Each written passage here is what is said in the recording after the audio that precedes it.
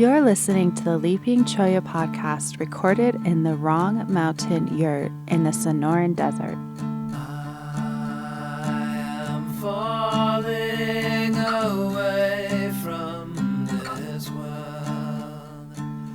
I am falling away from this world.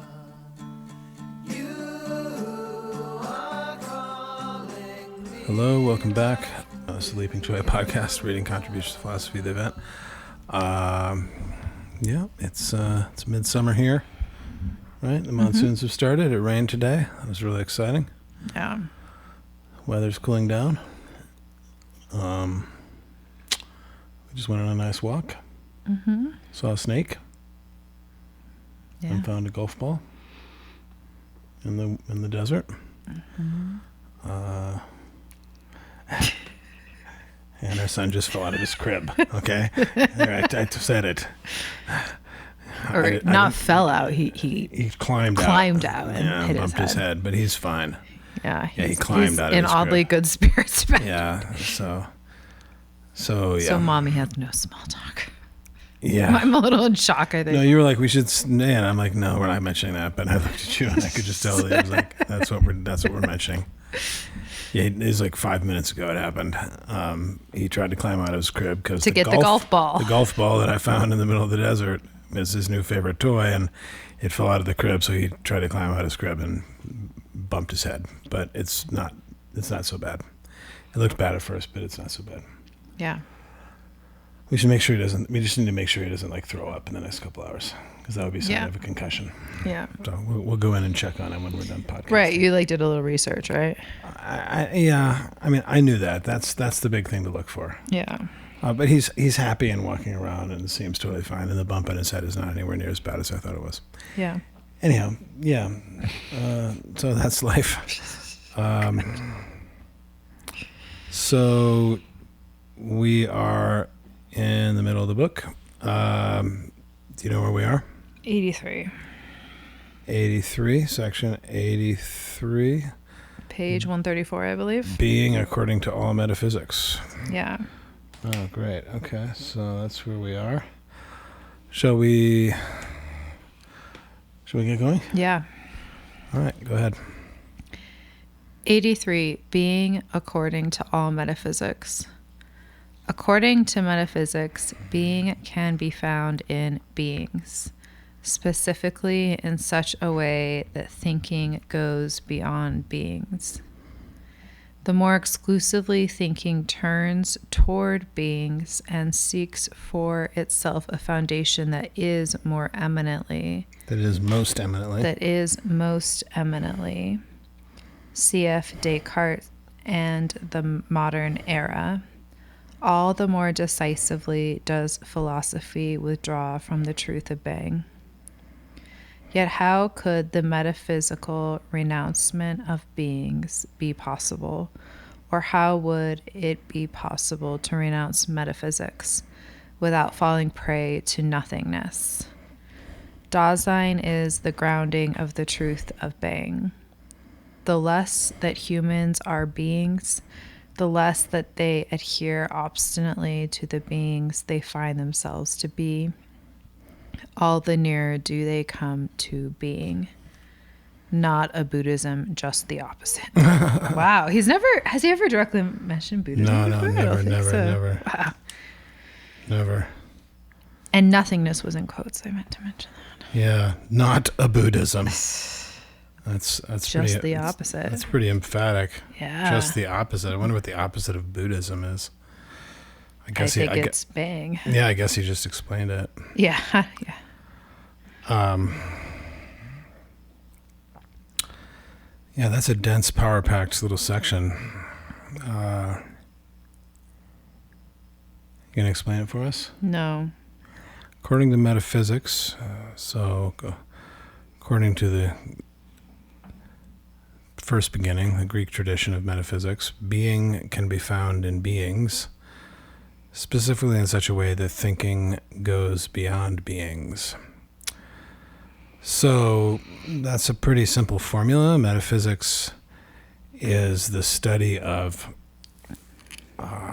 the being of beings. So the sort of their essence, their supernature, their necessary components, their necessary attributes, the universals in them.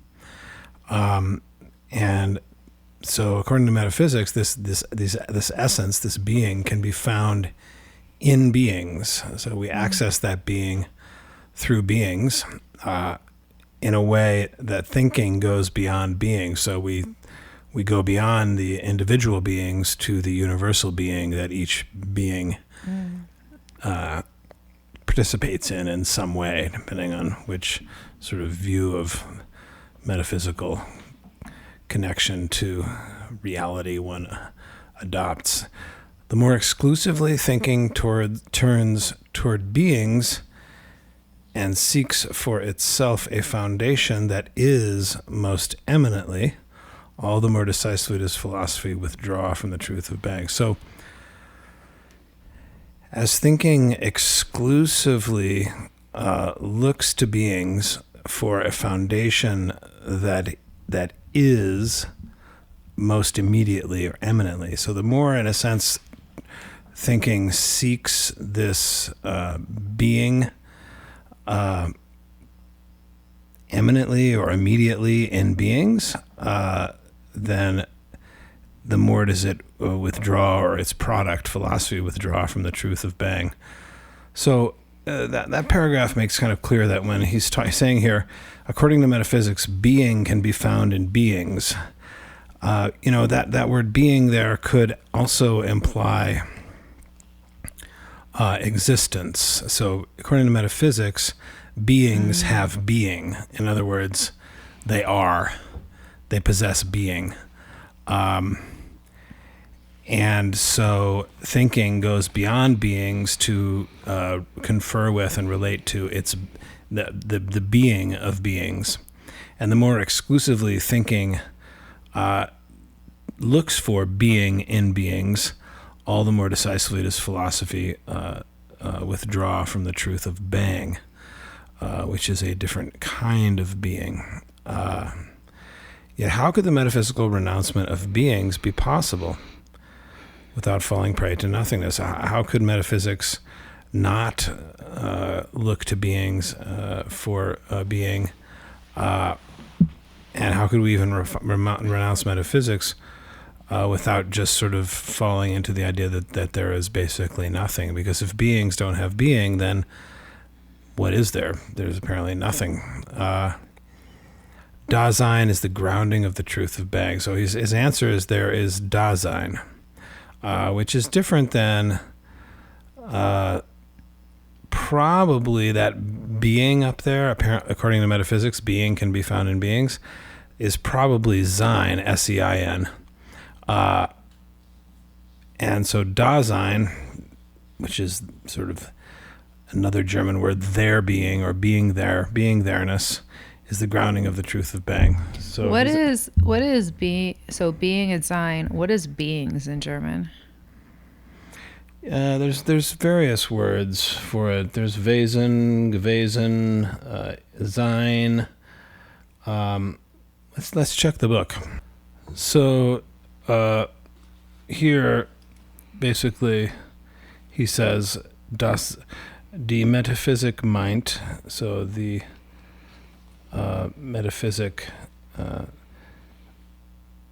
according to metaphysic, or the metaphysic considers that being is to be found in beings.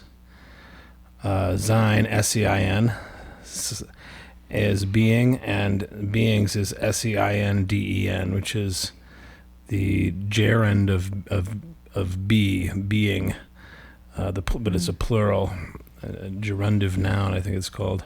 So it's all Sein, S-E-I-N. And does it have the same connotation that it does in English in terms of? Yeah. It does. Yeah, it does. I mean, Sein is the verb to be. Yeah.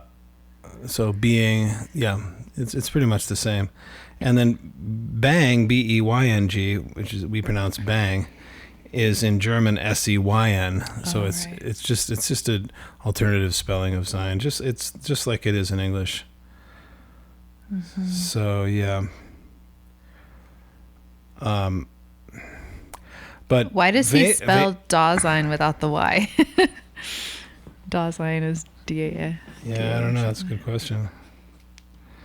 But Wesen and Gewesen and that means generally it's translated as essence. So where's Wesen?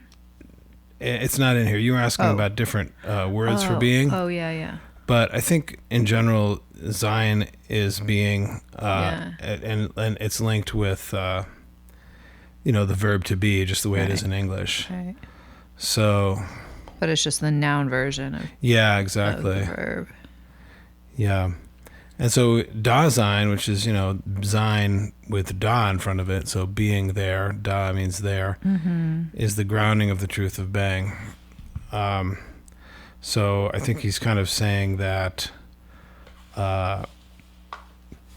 thought looks for being in beings and seeks a foundation that is most eminently, which results in a withdrawal from the truth of Beyng. But Dasein, which is different than Sein, is the grounding of the truth of Beyng.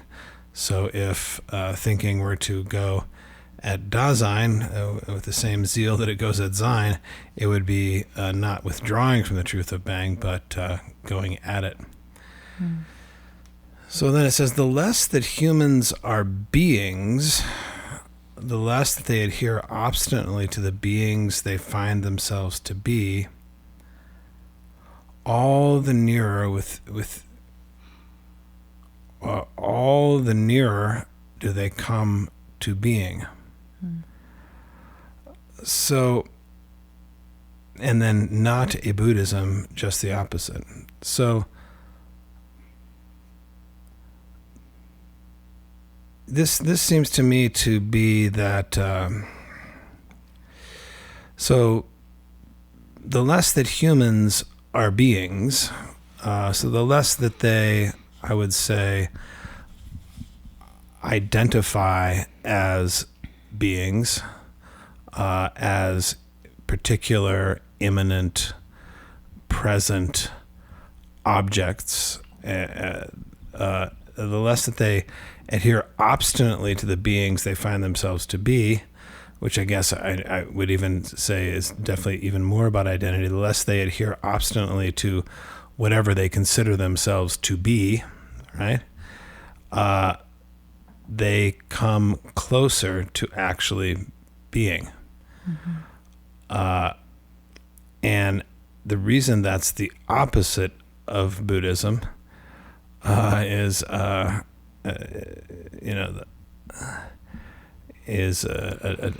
puzzle to untie. But I mean, let's think about this. Buddhism would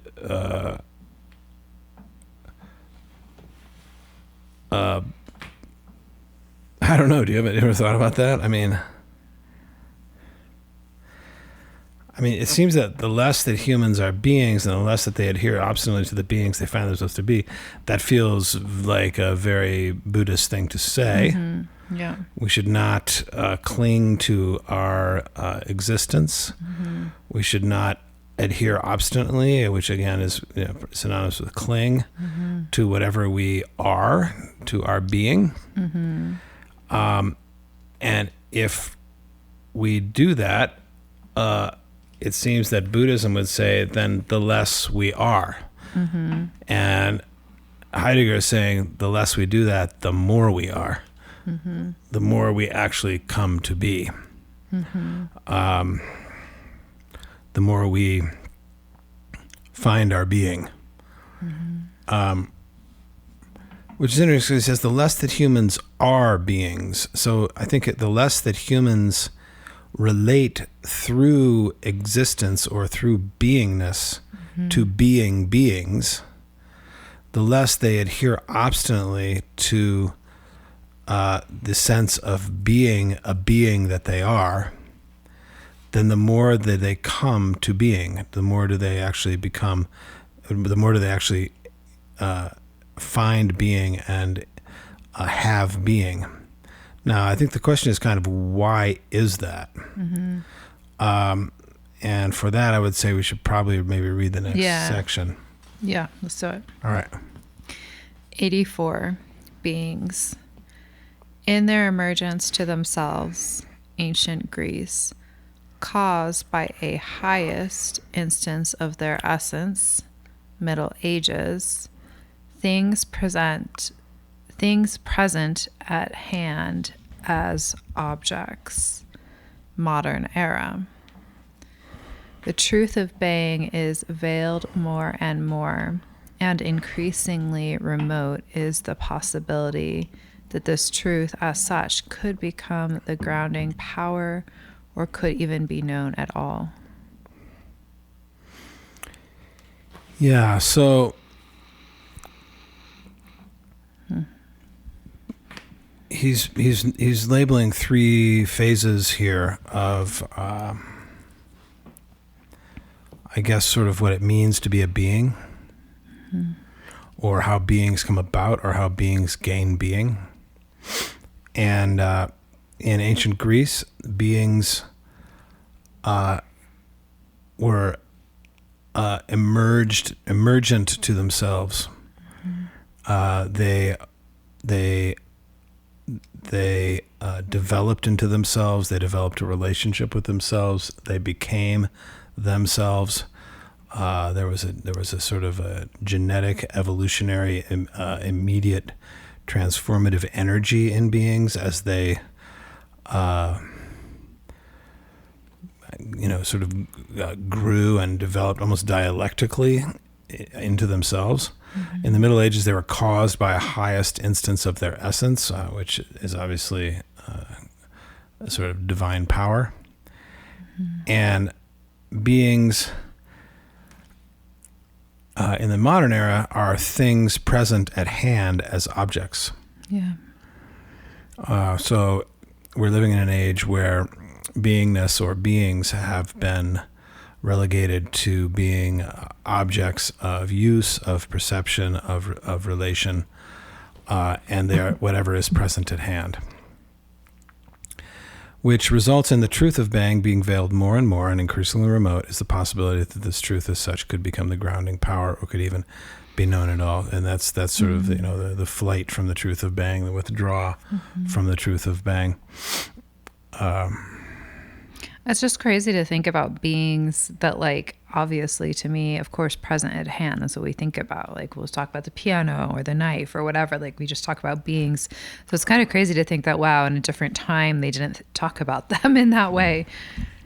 That instead it was more about that they are these other structures of how the beings were thought about. Yeah, I mean, that's an interesting point. I mean, I wonder to what extent really, like, how we could really break that down. I mean, here's a piano, right? And it is a thing that is present and is at hand as an object. So it's a piano. Right, which is so natural. Right. Like how... Right, and so we think of it as... I don't know what do we think of it as? It's an object. It's only there because we see it. It's available to us, right? It's an object that can be used. It's a thing, so it's yeah.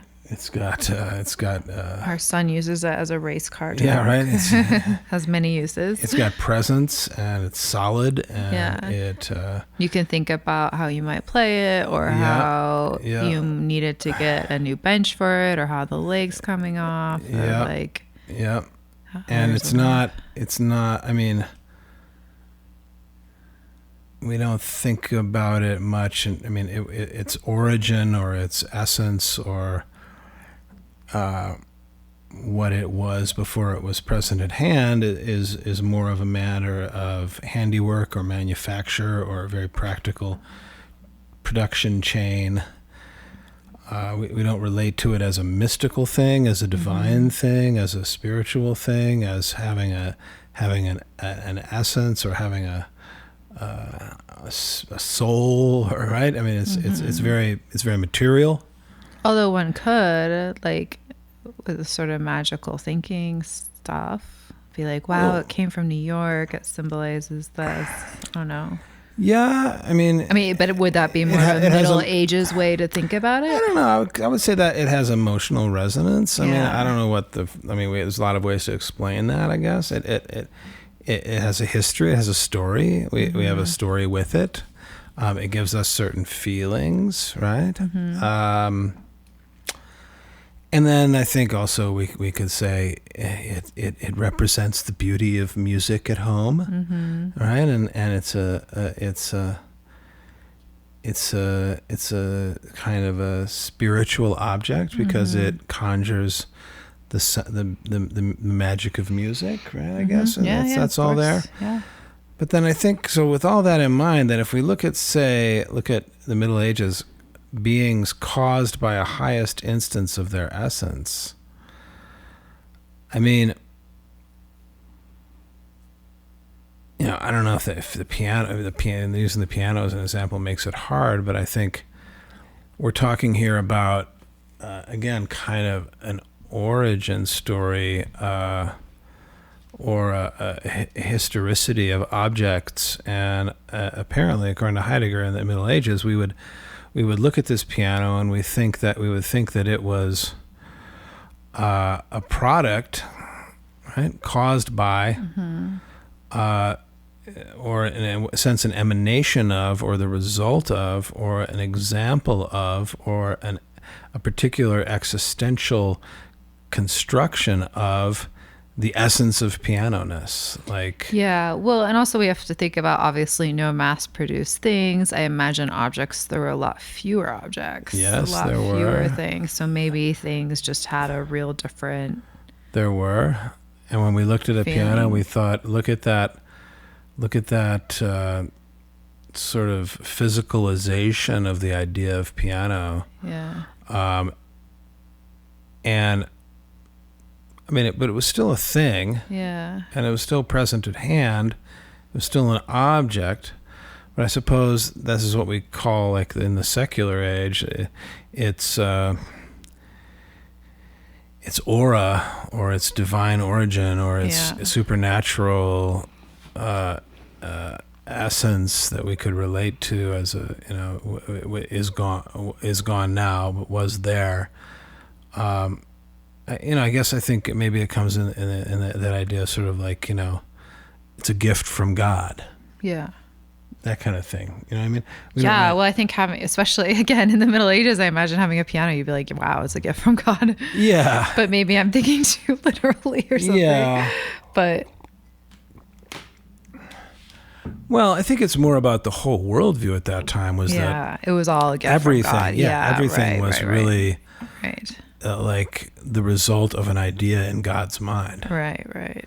And we just happen to have been gifted the ability to realize it. Yeah. I mean, I think people in the Middle Ages knew that the piano had been built by humans. Yeah. But there was something more spiritual, mysterious, supernatural about where it came from, what it represented.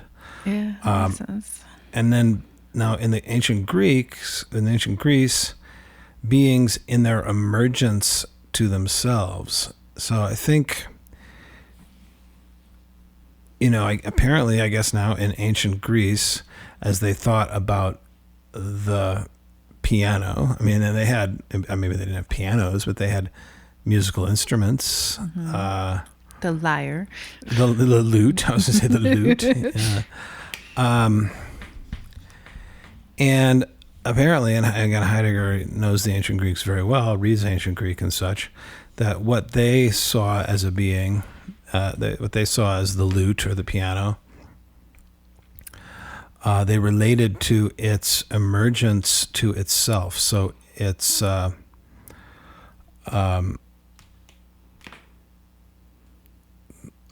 let's look and see what that word is in German. So, the word that Heidegger uses for emergence is Aufgang, which really means rising or going up. So, beings sort of evolving into, rising up into, emerging into themselves.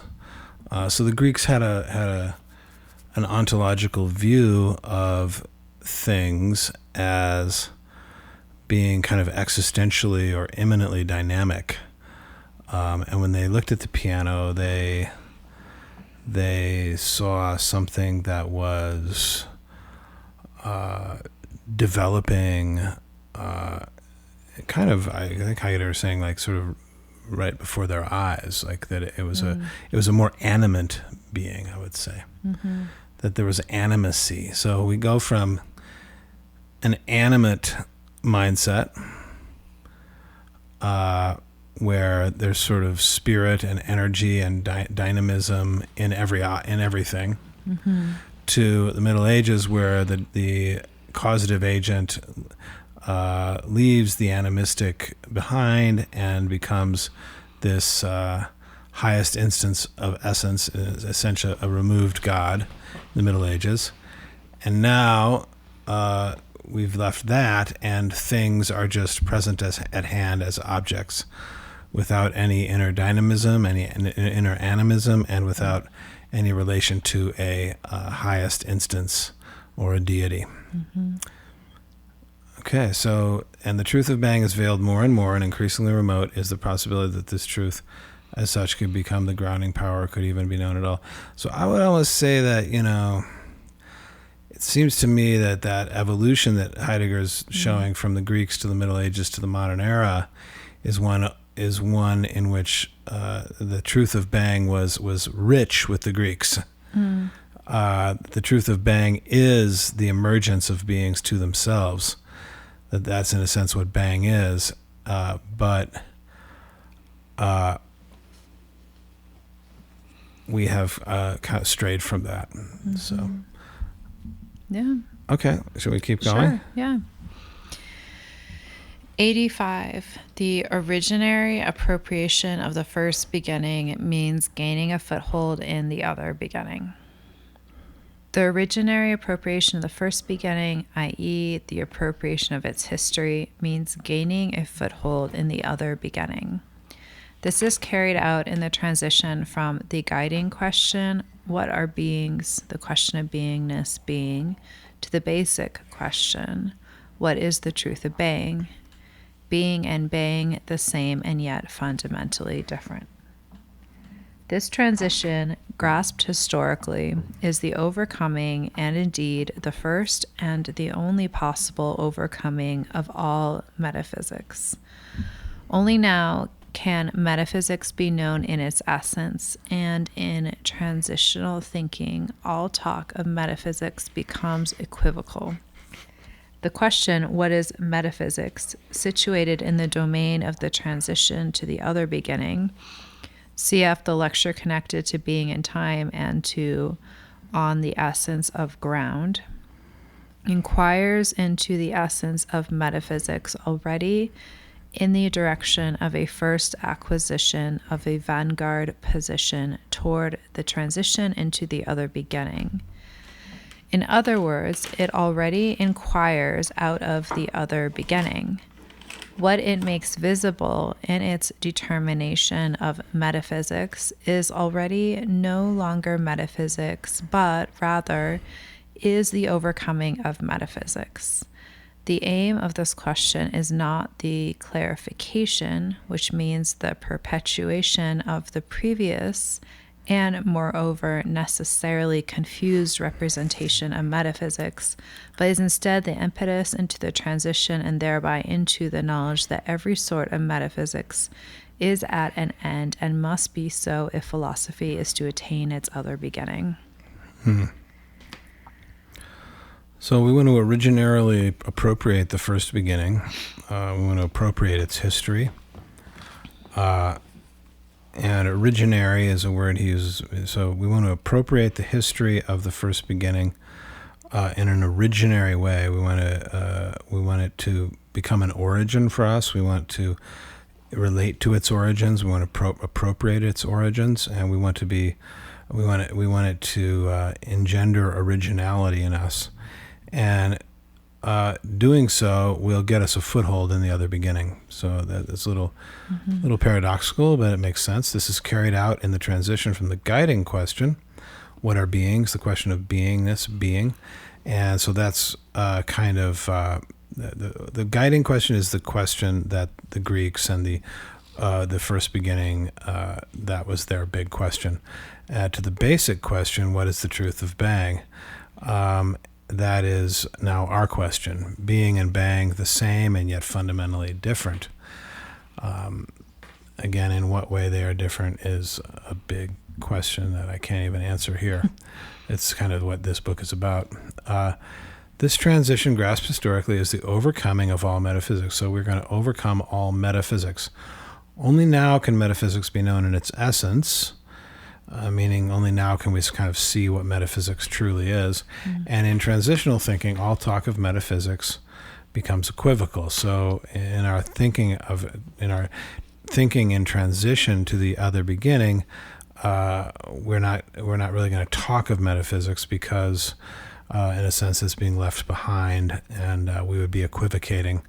The question, what is metaphysics, situated in the domain of the transition to the other beginning, inquires into the essence of metaphysics, already in the direction of a first acquisition of a vanguard position toward the transition. So we're asking what metaphysics is, and that's putting us in a frontal position in our transition to the other beginning. In other words, it already inquires out of the other beginning. So what is metaphysics is an inquiry emerging out of the other beginning. That's part of the other beginning, is asking what metaphysics is. What it makes visible in its determination of metaphysics is already no longer metaphysics, but rather is. So as we look at metaphysics, we are overcoming metaphysics. We are not redetermining metaphysics. We're not practicing metaphysics. We're not indulging in metaphysics. We are overcoming it. We're leaving it behind.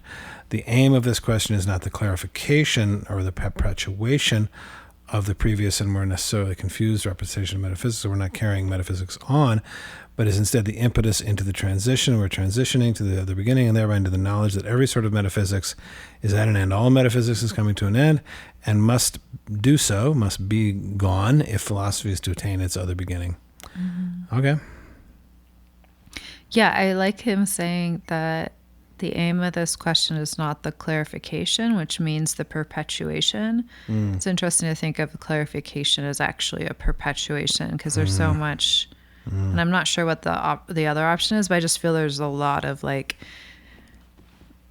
if you can recognize your feelings and clarify and define your feelings, and that supposedly is supposed to help you get over it, which I've always been a little, I don't know. Yeah. Like I like the idea, but I'm not like 100% on. So I think it's interesting to think of it as instead a perpetuation, but then, and yes, in a way, possibly, I guess, a confused representation of it. Yes. So, but then instead, what would your goal be? To be moving with it in transition, I guess, into the knowledge. Yeah. I mean, maybe that's not a direct parallel, but it's just how we think about clarification. I think that's really good. Yeah. Yeah, I like that. Well, but what is he saying? The option is other than clarification, it's transition, right? Yeah, that's right. Yeah. Yeah. The transition into the knowledge that every sort of metaphysics is at an end. Yeah. And must be so if philosophy is to attain its other beginning. Yeah. So whatever the metaphysical project is that the Greeks began and has been carried on for 2,000 years, that project must come to an end in order for there to be another beginning. Yeah, and I mean, at the heart of metaphysics is looking for being and beings, and asking what is being, what is beingness, the transition out of metaphysics is the transition into the basic question, which is what is the truth of Bang? And I would say, given that distinction, we have this sentence: being and Bang the same, yet fundamentally different. being here would be the object of metaphysics. The question of being would be what metaphysics is taking to be its object of study, and what metaphysics is seeking, and what metaphysics is positing as existing in order for it to exist as a science. That's being. But in the basic question, what is the truth of being, which is the transition to the other beginning and the transition outside of metaphysics, it would be thinking that is not about being, but is about bang. What is bang? Well, it is a non-metaphysical relationship to being. It's thinking, in a sense, it's thinking without being.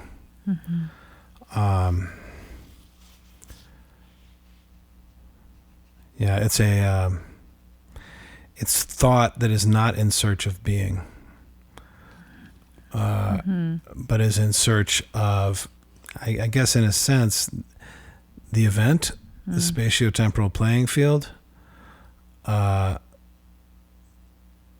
not present at hand. Yeah. You want to keep reading? Yeah. If metaphysics is made visible as an occurrence belonging to Dasein as such, that does not amount to a quite facile anthropological anchoring of the discipline of metaphysics in the human being. Rather, with Dasein, that ground is acquired in which the truth of being is grounded. As a result, being itself now originally gains its sovereignty and the position of surpassing beings, i.e., proceeding from beings, specifically as things objectively present and as objects becomes impossible. And so it is first shown that metaphysics was precisely this. So it is first shown what metaphysics was. And so it is first shown what metaphysics was, precisely this surpassing of beings to beingness idea. Yet this determination of metaphysics remains inevitably equivocal, inasmuch as it looks like a mere updated version of the previous concept and seems to leave untouched the matter itself. It does leave it so, but since this grasp of the essence of metaphysics becomes primarily and entirely a grounding of Dasein, it denies metaphysics every path to any further possibility. To grasp in transitional thinking means to dislodge what is grasped into its impossibility. Is it still necessary to take this averting of metaphysics and guard it explicitly from mingling with the anti-metaphysical intentions of positivism and its varieties? Hardly, if we consider that positivism indeed represents the crudest of all metaphysical modes of thought, insofar as it, on the one hand, entails a very definite decision regarding the beingness of beings, sensibility, and on the other hand always surpasses precisely those beings through the fundamental application of a homogeneous causality. For transitional thinking, however, what matters is not an opposition to metaphysics, since that would simply bring metaphysics back into play. Rather, the task is an overcoming of metaphysics out of its ground. Metaphysics is at an end, not because it asked about the beingness of beings too much, too uncritically and too intensely, but because, on account of the falling away from the first beginning, its mode of questioning could never interrogate that which was basically sought, viz. Bang, and so ultimately, in the predicament of this powerlessness, it reverted to a mere renewal of ontology. Ooh. Yeah. So I guess I got to unpack that. Yeah, go for it. So I think the first thing we should start with is we need to really understand what Heidegger means by bang. Sorry, not bang, Dasein. So for that, I'm gonna lean on artificial intelligence.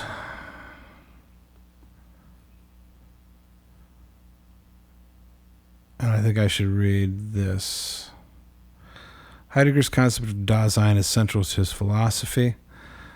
The term in German literally translates to being there, but Heidegger uses it in a specific technical sense to describe the unique mode of existence of human beings. Heidegger uses human beings aren't objects. Yeah, only human beings have Dasein. Heidegger uses Dasein to refer to the human being, but not as a mere object or biological entity. Instead, Dasein describes the way humans exist in the world, characterized by their unique capacity to question, understand, and relate to being. Unlike animals or inanimate objects, Dasein is defined by its awareness of its own existence and its ability to engage with the question of what it means to be. Key aspects of Dasein include being in the world.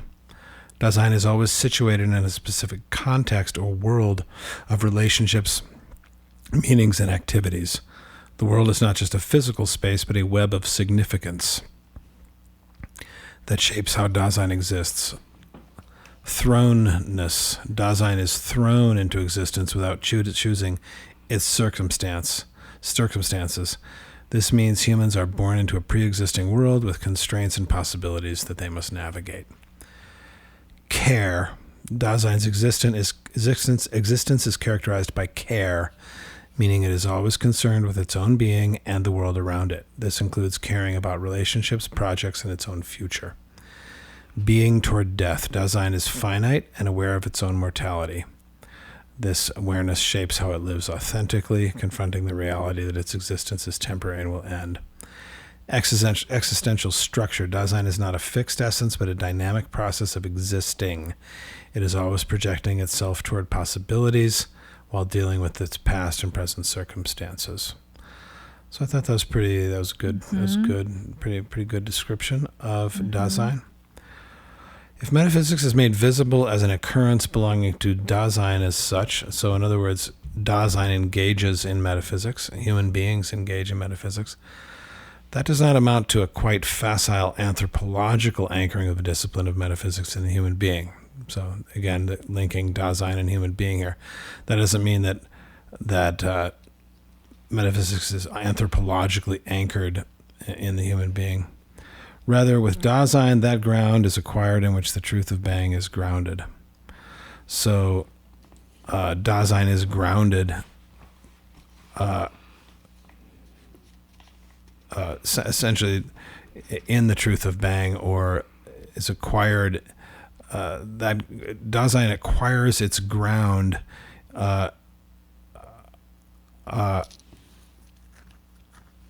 in the grounding in the truth of Bang. As a result, Bang itself now originally gains its sovereignty. So Bang gains sovereignty by being grounded with Dasein and the position of surpassing beings. So let's look at that. As a result, Bang itself now originally gains its sovereignty, and the position of surpassing beings becomes impossible, proceeding from being specifically as things objectively present and as objects.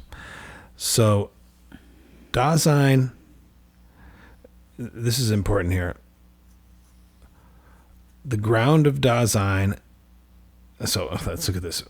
With Dasein, that ground, so is acquired in which the truth of Bang is grounded.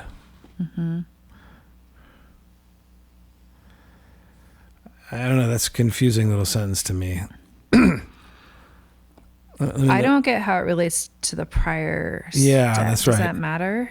Okay, so metaphysics is a result of Dasein, but that does not amount to a facile anthropological anchoring of the discipline of metaphysics in the human being, which I guess he's saying that we shouldn't just take the fact that Dasein is responsible for metaphysics, to mean that metaphysics is just is only or simply an aspect of human culture, because I think that what he's saying is that metaphysics is more is grounded in Dasein, and Dasein is grounded in metaphysics. They are kind of structurally related, structurally dependent on each other, structurally connected.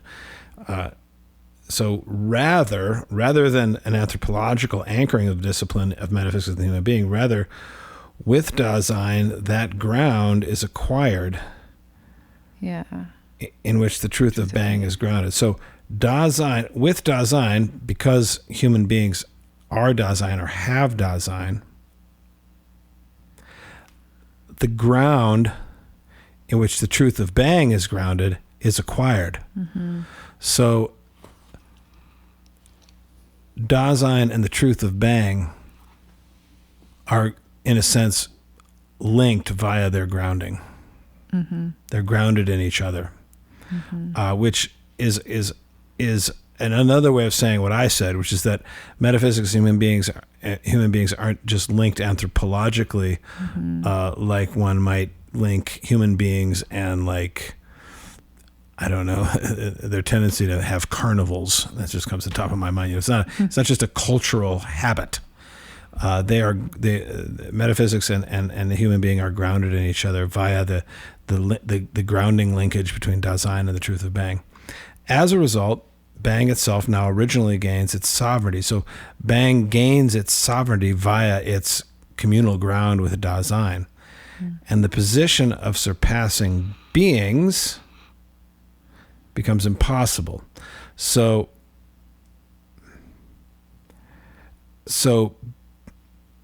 in that grounding of Bang in Dasein, Dasein cannot surpass beings. It does not actually ever realize the fantasy of metaphysics, which is to surpass beings and just study and relate to being. It cannot proceed from beings as things objectively present and as objects, because Dasein is grounded in Bang, and the metaphysical project is futile that seeks to surpass beings. Dasein remains grounded in being, remains in being. And so it is first shown what metaphysics... Dasein remains in Bang. Yeah, but I mean, Dasein has being in Bang. Yeah. Okay. And so it is first shown what metaphysics was. And here he says, it was this surpassing of beings to beingness. Metaphysics had the dream of passing beings to beingness, going to the idea and relating to the idea. Yet this determination of metaphysics remains inevitably equivocal, inasmuch as it looks like a mere updated version of the previous concept, and seems to leave untouched the matter itself. I'm not sure what this determination of metaphysics, apparently determining metaphysics as the surpassing of beings to beingness, is equivocal, because it looks like a mere updated version of the previous concept, and seems to leave untouched the matter itself. Let's read on and see what he means by that. It does leave it so, but since this grasp of the essence of metaphysics become primarily entirely a grounding of Dasein, it denies metaphysics every... Okay, yeah, so conceiving of or determining metaphysics as the surpassing of beings to beingness, right?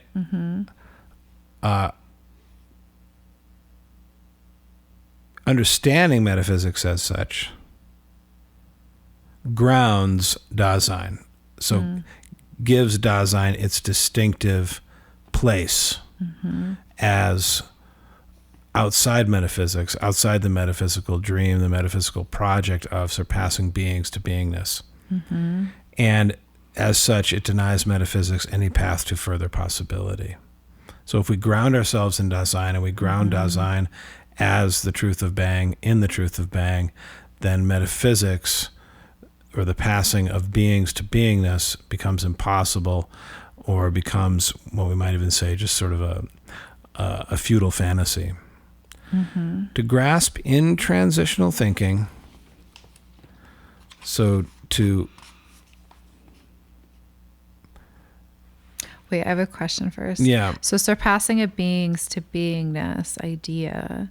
So that means taking beings and giving them beingness kind of thing? Like the piano could play itself, or so kind of that sort of, or I don't know necessarily play itself, but I think it's more about as metaphysics is a way of talking about the world, a way of understanding the world, a way of formulating the world, and its project relies on talking about ideas or essences or universals. So it leaves beings behind, and it just talks about beingness. So generalities, right. universal properties. It doesn't talk about, for lack of a better word, specifics or particulars or unique single events. It talks about the forms and ideas of the world. Identities. Yeah, pretty much. Now we have this odd sentence. To grasp in transitional thinking means to dislodge what is grasped into its impossibility. That's... So apparently to grasp anything, to understand, to conceive of, to get, in transitional thinking, which is the kind of thinking we're trying to practice here, means to dislodge what we're grasping. Okay, yeah. And I don't know what it means to dislodge something into its impossibility. That almost feels like a translation thing. Like when we use the word dislodge, we mean pull out of. But here we're dislodging something into something, which, I mean, obviously if you dislodge something, you pull it out of something and into something else. Yeah. So it seems what he's saying is, in this transitional thinking that we're undertaking, to grasp something. This is interesting. I mean, so what metaphysics was doing was, as it was trying to grasp things, it was grasping beingness or ideas or forms, and not grasping the being, the beings, the individual things. But in transitional thinking, when we grasp something, we're going to dislodge whatever we're grasping, and we're going to put it into its impossibility.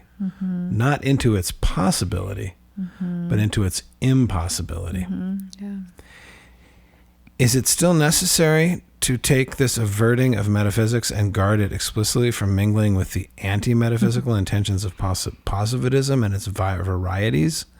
So I think he's saying that, do we run the risk of just kind of becoming positivists? Now, what is positivism? I could sort of talk about that, but I think I'm going to ask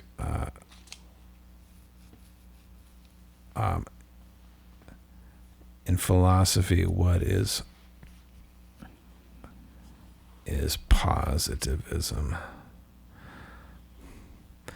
Positivism is a school of thought that emphasizes knowledge derived from observable empirical evidence and scientific methods, rejecting speculative or metaphysical claims. Yeah. So he says that positivism represents the crudest of all metaphysical modes of thought, insofar as it is, on the one hand, entails a very definite decision regarding the beingness of beings, meaning the beingness of beings is what we can sense, right? Empirically. and on the other hand, always surpasses precisely those beings through the fundamental application of a homogeneous causality. Yeah, so positivism being very much based in science views the world as a web of causes and effects. For transitional thinking, which is again the thinking we're trying to engage in here, what matters is not an opposition to metaphysics, since that would simply bring metaphysics back into play, and positivism is in a sense an opposition to metaphysics, and Heidegger, as he points out, positivism is just sort of another metaphysics. Rather, the task is an overcoming of metaphysics out of its ground. So, what is its ground? I guess we're going to see. Metaphysics is at an end, not because it asked about the beingness of beings too much, too uncritically, and too intensely, which I'm glad he points that out, because that's kind of the sense you get, right? Like metaphysics made this big mistake. But because, on account of the falling away from the first beginning, so we've fallen away from the Greeks, its mode of questioning could never interrogate that which was basically sought, bang. And so ultimately, in the predicament of this powerlessness, it reverted to a mere renewal of ontology. Yeah, so what he's really saying is we have lost that, and this is philosophical fetishism. We've lost what the Greeks had, which was that kind of primitive, early, amazing, animistic relationship with knowledge and beings. We've lost it, and we've fallen away from it. It's like the fall from paradise. And because we've fallen away from it and we don't live in that mindset anymore, our mode of questioning, the way we interrogate the world, never really gets at what it should be asking about, which is bang. And so ultimately, in this powerlessness, in this fallen state, we just continually renew ontologies.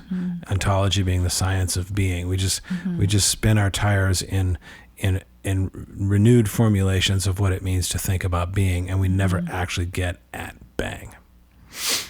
Well done. Right? Wow. That was long. And I think the last thing I want to ask AI is, what is bang in Heidegger? I want to see just what it has to say about that, because again, I think we're getting really rich with this phrase here.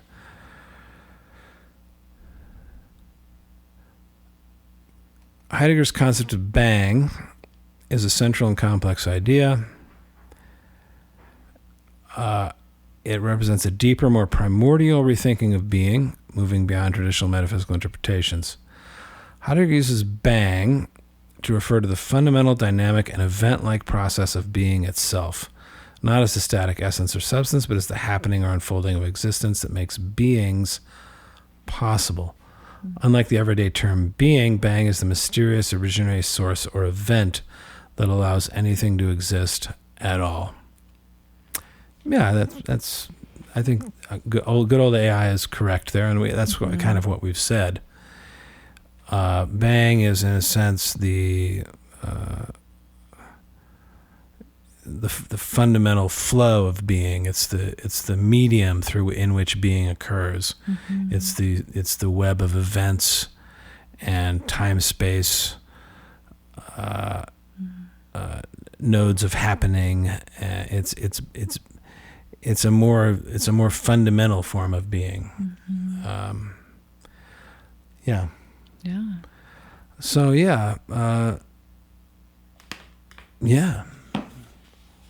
good, heavy section, very very metaphysical section. Ironically enough, right? Yeah.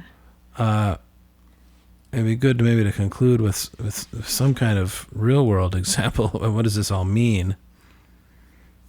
I think. Go ahead.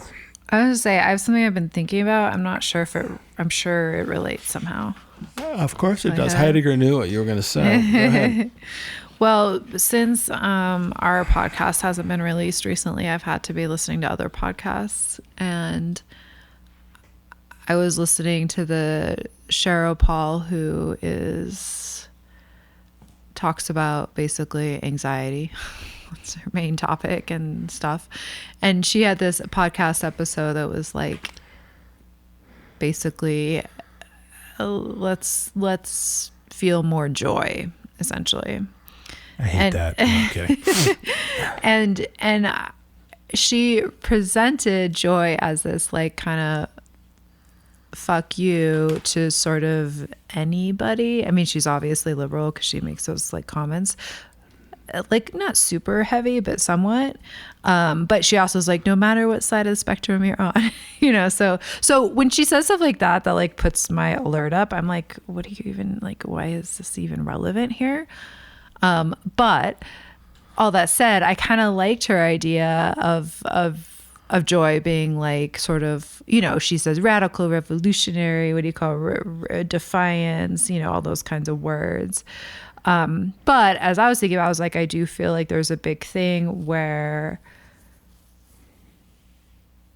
current politics or whatever, or society doesn't like you to feel joy and wants you to be like down and anxious and sort of depressed and like nothing's going right and the whole world's going to, you know, going out down the drain.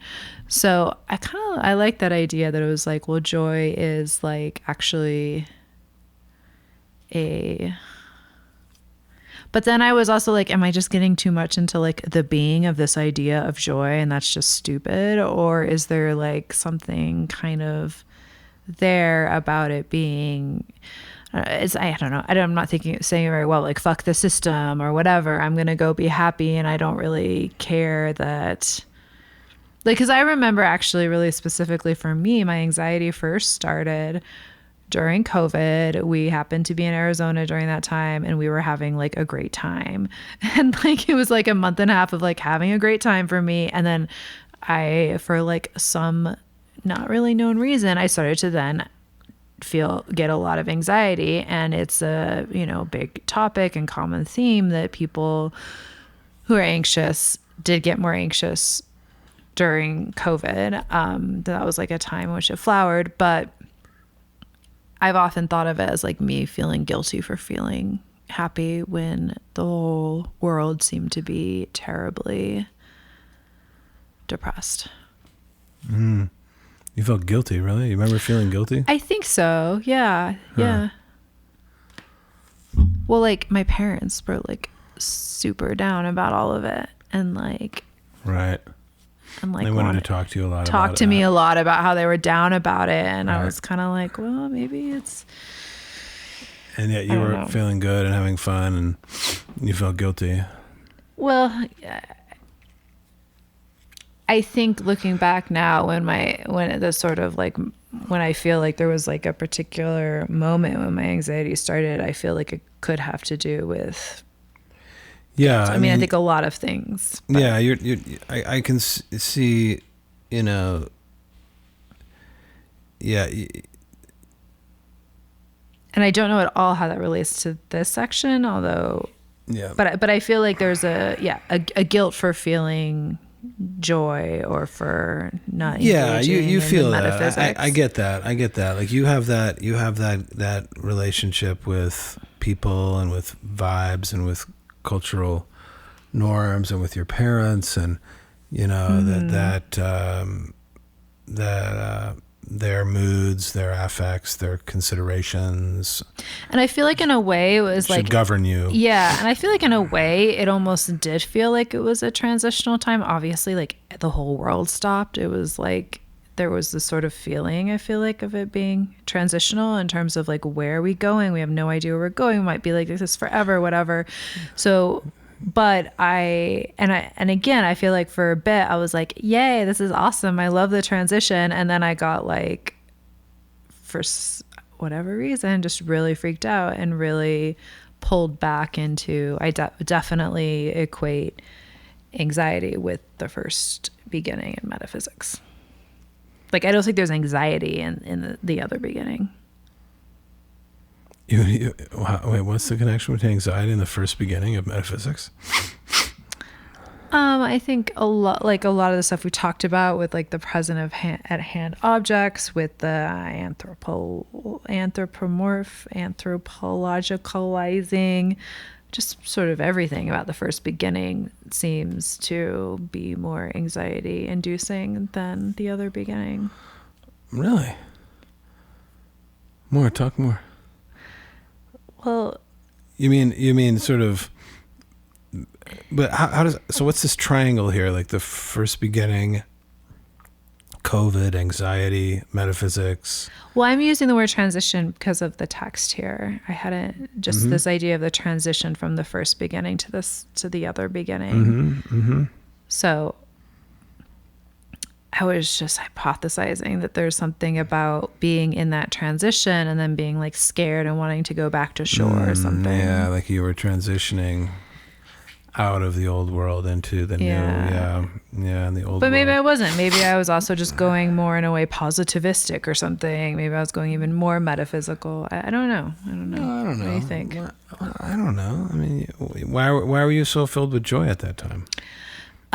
Because I felt very lucky and happy that we had this like beautiful place to be and we weren't stuck in New York. We like just had happened to have plane tickets on our way out, and it just felt like a very fortuitous, Like you escaped thing. a catastrophe. Yeah. Did you feel guilty toward the people who had to stay in New York? I mean, maybe probably a little, yeah. That is so bizarre. Anyhow, yeah. But I think it was sort of fun at the beginning, and then maybe it was like art stuff started closing down. I was like, I don't know. I don't know. I'm not sure why. Yeah. But it is sort of like a moment that I've never really figured out, which, could be me. What was it? Looking for clarification of something that is just what did he say? Clarification, which is just as a perpetuation, but also it's kind of a mystery for me. Yeah. It's yeah. I mean, it's a fascinating mystery. It's a big thing for you. It was a big thing. It's where your anxiety began, and obviously it was a world event.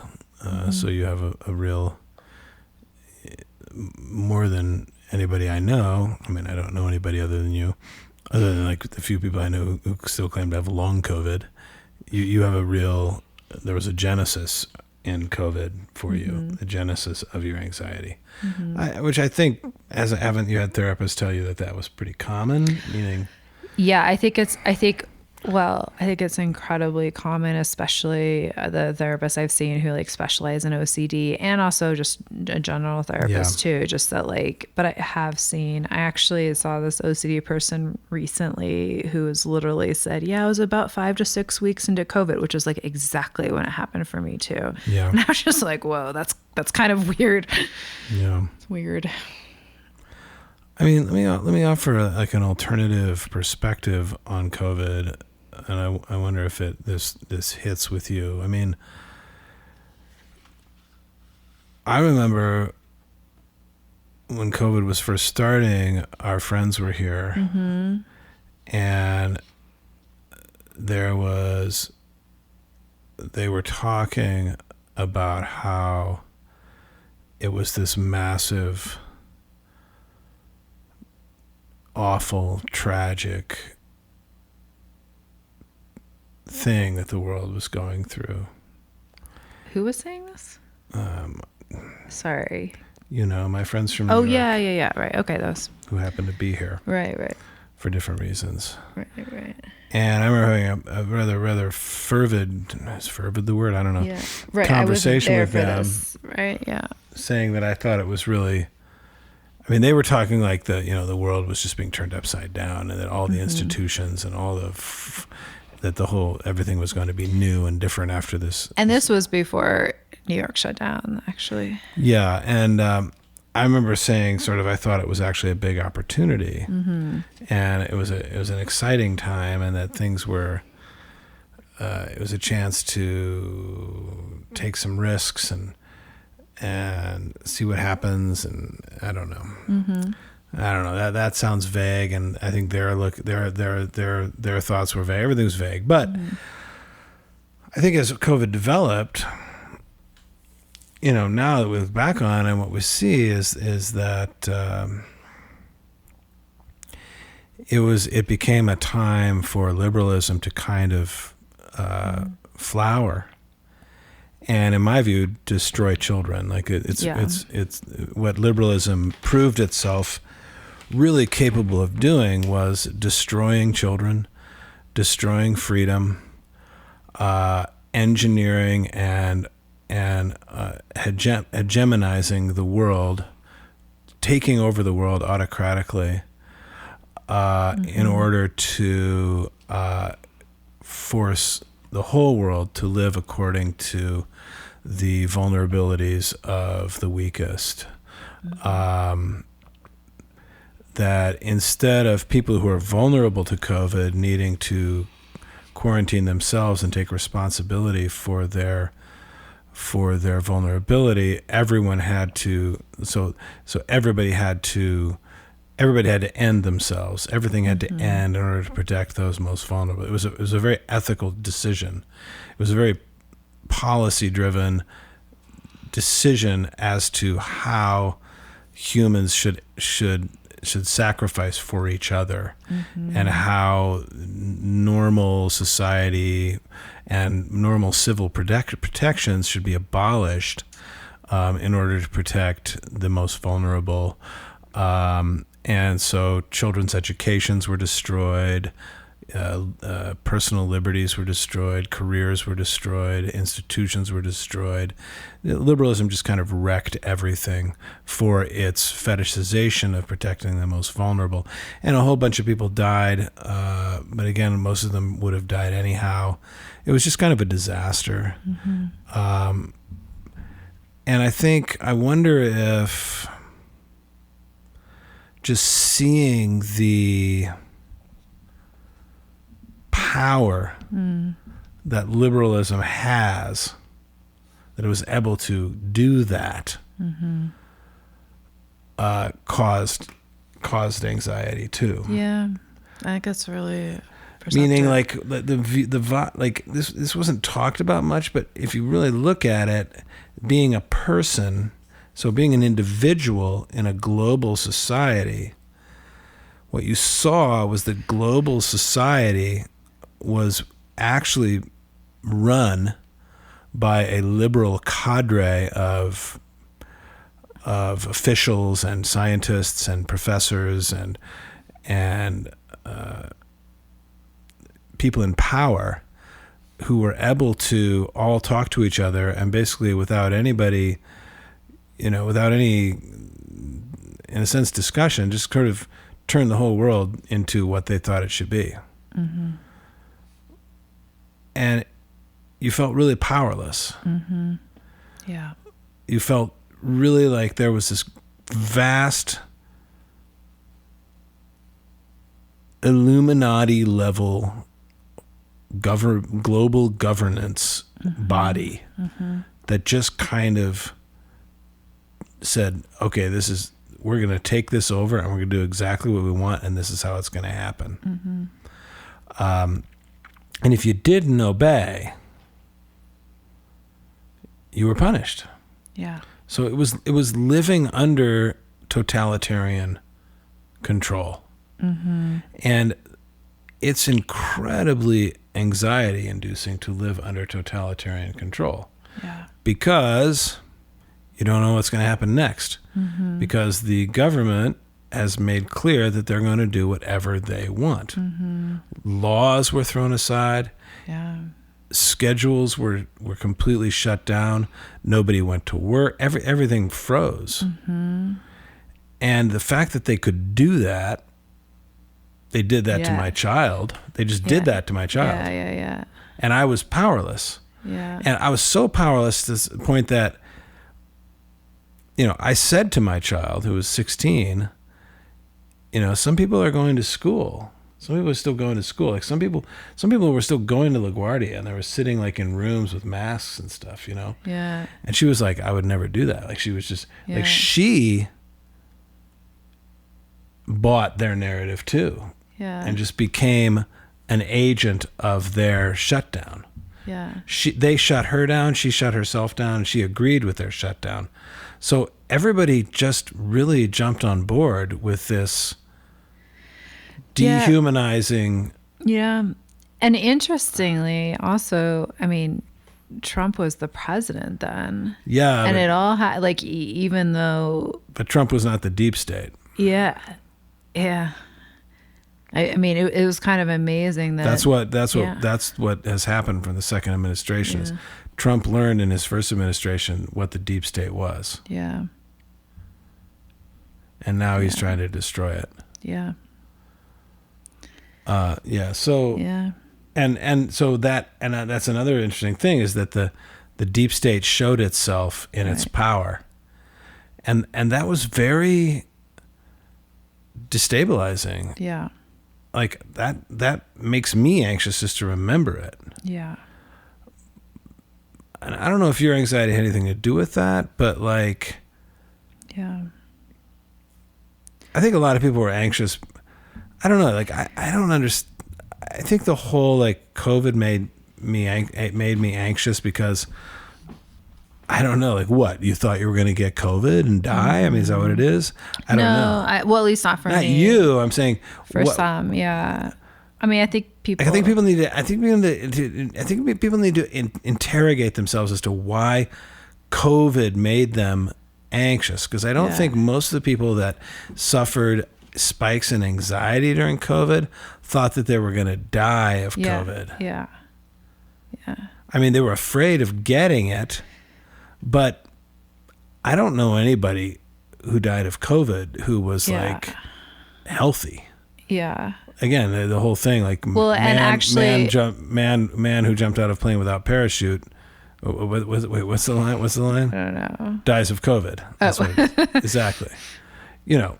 Yeah. Well, there's also a refrain that, like, even people who had OCD weren't necessarily like wanting to wash their hands more, which would actually make sense more in terms of COVID. It was more like the flowering of other it was obsessions and compulsions that was like in a way triggered by COVID, but wasn't actually.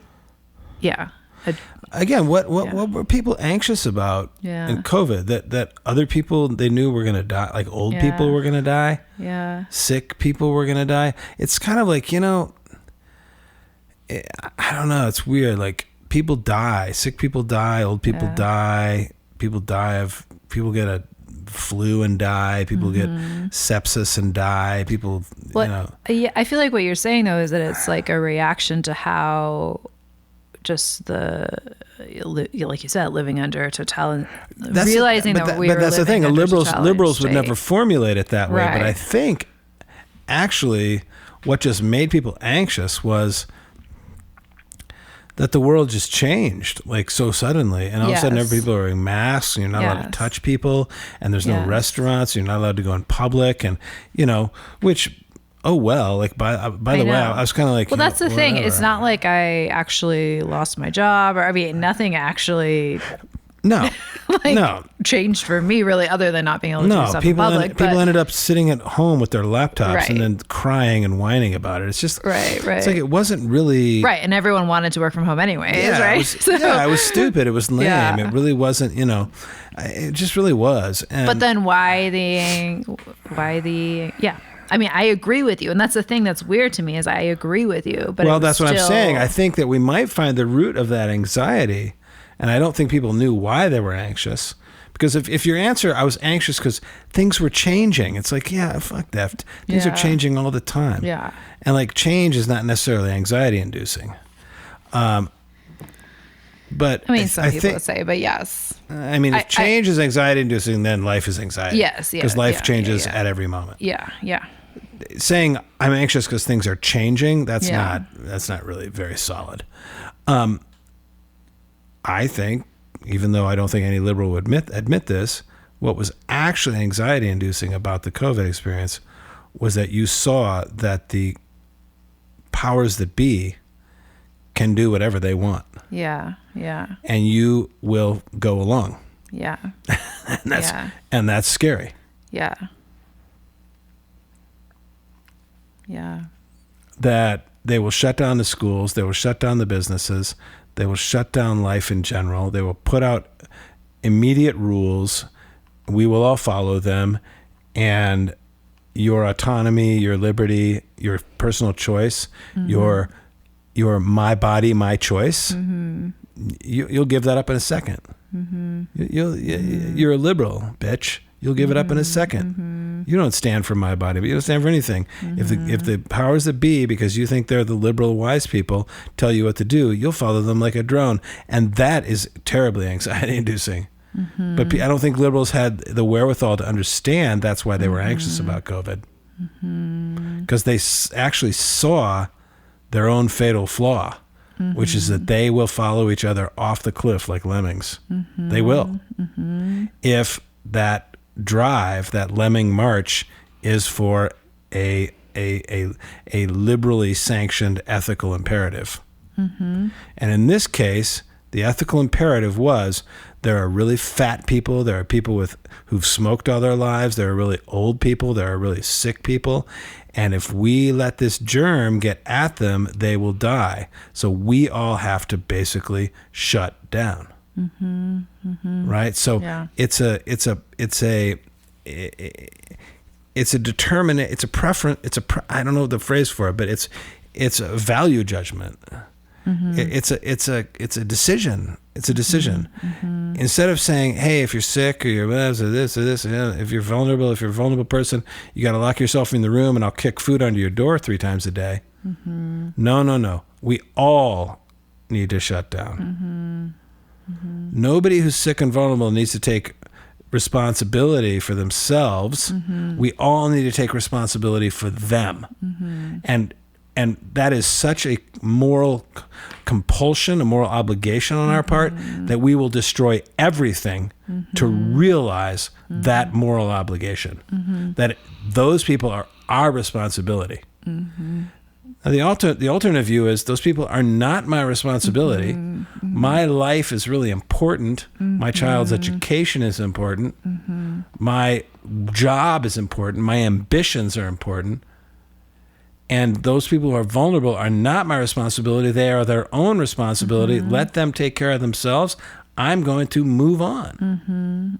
But that's not acceptable in a liberal order. But the thing is, because that's not acceptable, because that sort of freedom is not actually valued or important to liberals, you get anxiety. Yeah. Because it shows you could wake up any day, you could wake up tomorrow, and liberalism has decided, because of some moral obligation, that everything you hold dear, everything you consider important, it just needs to stop. Yeah. So anything can be taken away from you at any moment. Yeah. To serve liberalism's agenda of demanding its moral obligations be followed by all people. Yeah. I mean, if I look at that, like we've talked about it before, but like the sort of the fear of the power of liberalism in society and in myself, I often think anxiety is just the fear of liberalism, the fear of the voice or the power of liberalism. Yep. So it would, I mean, seeing it come up to such power and like bringing the deep state idea up both within myself and because I'm also seeing it in society kind of makes sense as trying to... That's right. And to see it ruining your parents. Yeah, that, yes. Just destroying them. Yeah. Like I saw it destroying them while they still were and are completely committed to it. Yeah, well, that's the thing, is watching them be destroyed by the thing that they will go to their grave defending. Right. Like, it's like, again, they're microdosing suicide. Yeah. Just watching them believe so fervently in a God that is stepping on their heads. Yeah. Is very depressing and anxiety inducing because they're supposed to be the authority, the love force, the wisdom in your life. They're your parents. Their decisions are supposed to be solid. Like when they say this is scary or this is not scary, Right.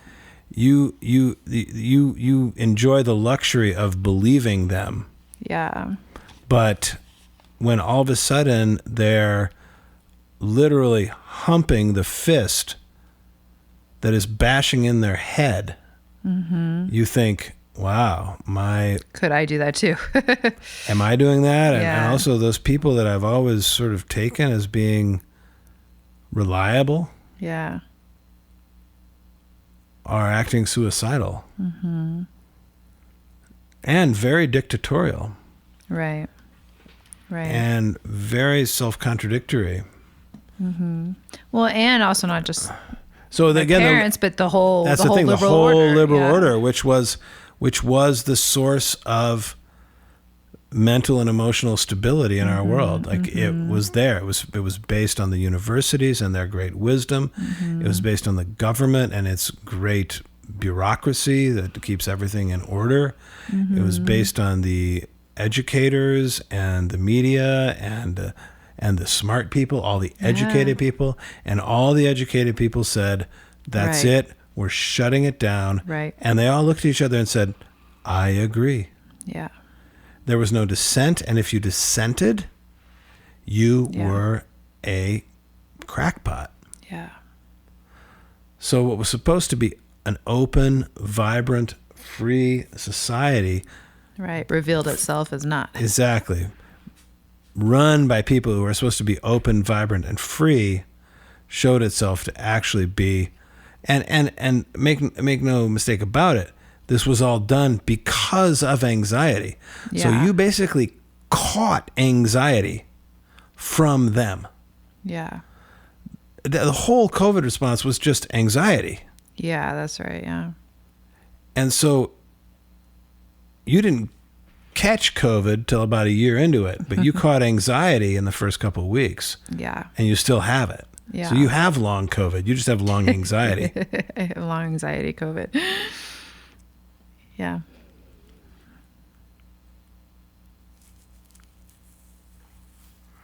How does that relate to the reading? I mean, in a sense, you can say that liberalism persists through its clarification, perpetuates through its clarification, the metaphysical dream of moving beyond beings to beingness, or the idea. And so all the beings of the world were passed over, surpassed, is Heidegger's phrase, for the idea of how we need to respond to COVID because we are liberals.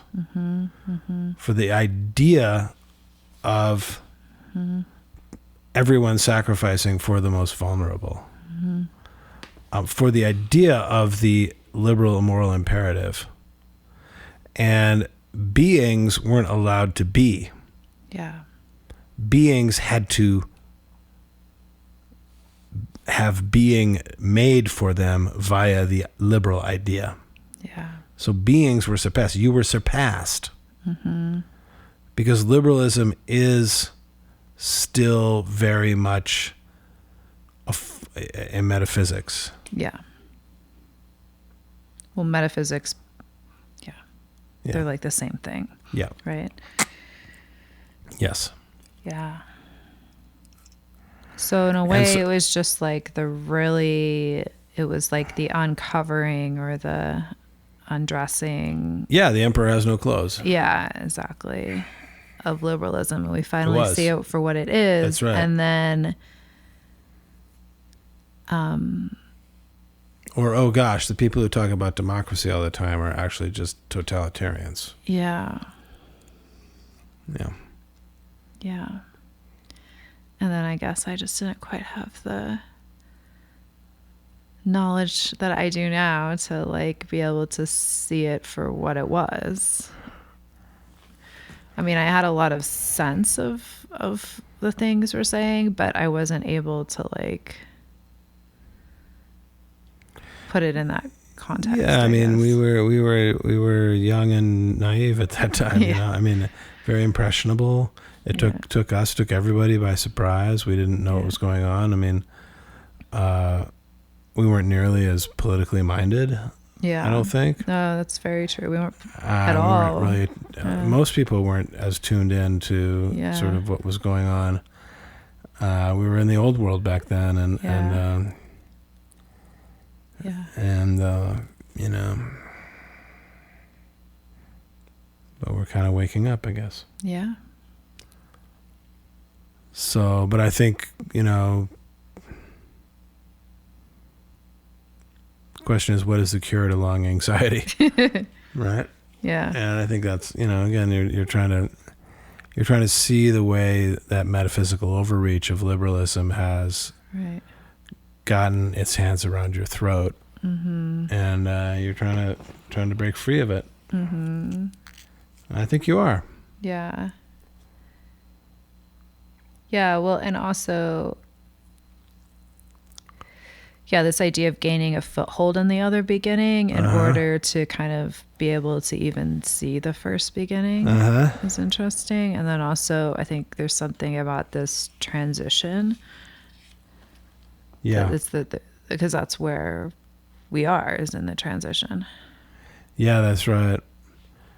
And I think that there's even something that the juxtaposition of metaphysics and positivism is similar to me to the juxtaposition of liberalism and conservatism. Again, I'm not sure we're conservatives in any real sense. Yeah. I mean, I'm not sure MAGA is conservative in any real sense. So it's a very similar thing where it's like the answer to liberalism is not conservatism. They're basically the same thing. Yeah. Like Heidegger says, positivism and metaphysics are basically the same thing. I would say MAGA is the transition to the other beginning politically for America. Yeah. Well, and It's the thinking person's movement. and there's a lot of new thinking coming out of this. Oh yeah. A lot of new philosophers and political commentators and stuff. So it's exciting to see new. Yeah. And back then there was none of it because they were all shut down and kicked off of platforms. But they were. they were literally kicked off. And there were only a few people who saw what was going on. Right. You know, early lights of perception. Trump being the leader of them all. Yeah. Except I think it's interesting that he was the president, but he couldn't stand up against it. No. I mean, Trump's first term was very confused. I mean, he was kind of in over his head. Yeah. Which I think anybody would have been. Yeah. Yeah. He's not in over his head. Well, no one anymore. thought he would be elected. Yeah, well, and again, he probably, I don't know. He had an impossible time forming a cabinet, getting people to work for him because nobody would go near him. They thought it would be career death. I mean, it was just, he was a lightning rod. People wouldn't touch him. Yeah. A very hard time, and it's incredible that he persisted. I mean, he is a tireless maverick. Yeah.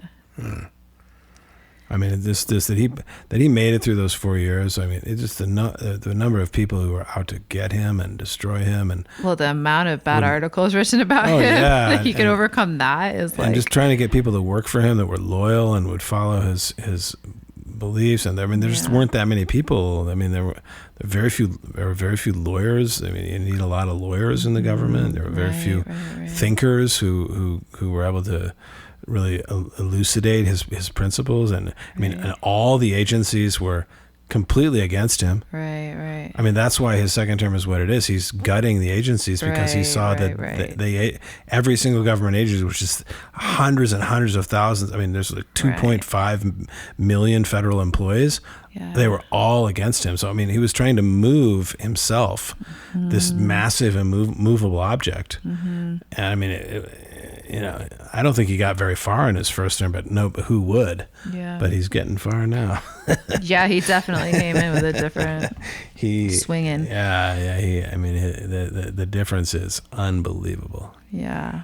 Yeah. How much he learned and how many people he found, people super brilliant, competent, driven, committed, people on the same page to do his thing. It's astonishing. Anyhow, okay. Yeah. Right? Yeah. It's Great. late. All right, that's it. Heidegger. What was that? He sent me that comic. Remember that little comic that was Gideon, like we should Gideon recount sent it. that to me. He did. Yeah. It was really funny. Yeah. Does he still listen? I don't know. And what is it? It's a comic. It's like, welcome to heaven. This is our library. And like the little angel goes. So the person goes to heaven. Yeah. Welcome to heaven. This is our library. And the person goes, it's all Heidegger books. And the angel pulls off his mask, and the angel's the devil. I don't know. I guess. I don't know why. I thought it was really funny. I think it's really that. I guess it's supposed to. In hell, all the books are written by Heidegger. Yeah, it's actually not a nice. That's really what it is. It's not really a nice interpretation of Heidegger. I don't know. People find him hard. Yeah. Tedious. Yeah. But people are. I guess I liked more just the welcome to heaven. This is our library, and they're all Heidegger books. I just thought I kind of I didn't really get what that last one was. Well, is it there because it's actually hell? Yeah, but maybe not. Yeah. So yeah. So it makes. I mean. More Heidegger comics. That's what I want. Yeah. In my life, send me more. Yeah, it's weird because to me Heidegger is like, obviously, it goes without saying, super entertaining and interesting and bright and wonderful and fascinating reading, but to most people he's unbearable. Yeah, well, being in time is harder, I think, to being get in time into. is I would agree. I mean, I've still haven't finished it. Yeah, I mean, and that's what most people start with, probably. It's a great book. Yeah, but it is. Honestly, it's the narrator on Audible who I can't stand. Oh, okay. But that's a different topic. Okay, yeah. It's like an English accent. Oh, yeah, I hate those. Okay. All right, good night. Good night. Thanks for joining us for the Leaping Choya podcast. For more information, visit leapingchoya.com and be sure and follow us on socials. Until next time.